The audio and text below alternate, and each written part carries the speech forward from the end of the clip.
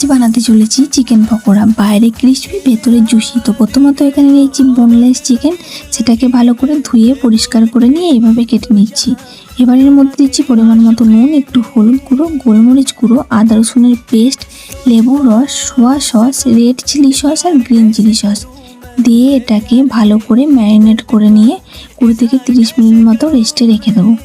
এবার 30 মিনিট পর ঢাকা খুলে এর মধ্যে দিচ্ছি একটু পরিমাণে জোয়ান আর বেশ অনেকটা পরিমাণে ধনেপাতা, 2 চামচ কর্নফ্লাওয়ার আর একটু পরিমাণে ডিম দিয়ে আবারও এটাকে ভালো করে ম্যারিনেট করে নেব। এবার একটা কড়াইতে পরিমাণ মতো তেল দিয়ে তেল গরম হয়ে গেলে মাঝারি আঁচে চিকেনের টুকরোগুলোকে দিয়ে ভালো করে গোল্ডেন ব্রাউন করে ভেজে নেব। ব্যাস, এটা ভাজা হয়ে গেলেই রেডি হয়ে যাবে আমাদের চিকেন পকোড়া। তো আপনারা কে কে চিকেন পকোড়ার সাথে কোন সস খেতে বেশি পছন্দ করেন ঝটপট কমেন্ট করুন। আর রেসিপিটা ভালো লাগলে একটা লাইক